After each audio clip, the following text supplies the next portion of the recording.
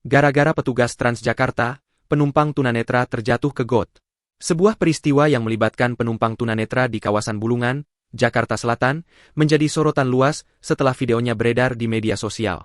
Insiden tersebut terjadi saat seorang penumpang perempuan pengguna layanan Transjakarta Chares mengalami kecelakaan usai turun dari armada dan terjatuh ke saluran air di sekitar lokasi. Rekaman yang beredar memperlihatkan kondisi korban dengan pakaian kotor akibat terperosok ke dalam got.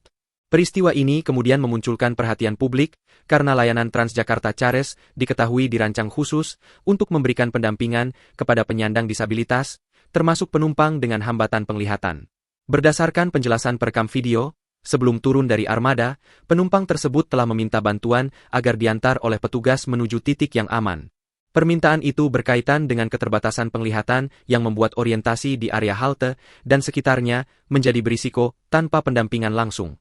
Namun, pendampingan yang diharapkan tidak dilakukan secara optimal. Setelah turun dari bus, penumpang tunanetra tersebut disebut hanya mendapatkan arahan secara lisan untuk berjalan lurus ke depan.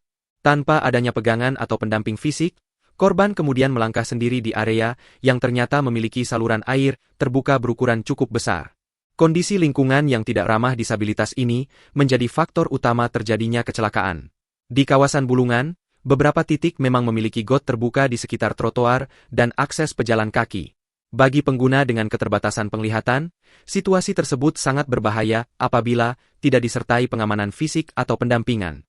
Akibatnya, korban terjatuh ke dalam saluran air dan mengalami kondisi yang memprihatinkan sebelum akhirnya mendapat pertolongan dari warga sekitar. Insiden ini memicu keprihatinan sekaligus kritik terhadap penerapan standar layanan bagi penyandang disabilitas di transportasi publik. Publik menilai bahwa layanan khusus tidak cukup hanya berhenti pada penyediaan armada, tetapi juga harus memastikan keselamatan penumpang sejak turun hingga tiba di titik tujuan yang aman. Kejadian di wilayah Jakarta Selatan ini juga menyoroti pentingnya evaluasi menyeluruh terhadap prosedur operasional layanan disabilitas. Pendampingan aktif, pemetaan risiko di sekitar halte, serta koordinasi antara petugas lapangan dinilai menjadi aspek krusial yang tidak boleh diabaikan. Harapan besar diarahkan kepada manajemen Transjakarta dan pihak terkait agar peristiwa serupa tidak kembali terulang. Peningkatan pelatihan petugas, penataan infrastruktur ramah disabilitas, serta pengawasan ketat terhadap pelaksanaan layanan khusus menjadi langkah yang dinilai mendesak. Insiden ini menjadi pengingat bahwa keselamatan dan aksesibilitas harus berjalan beriringan dalam pelayanan transportasi publik. Selain aspek layanan, kondisi lingkungan sekitar halte juga dinilai perlu mendapat perhatian.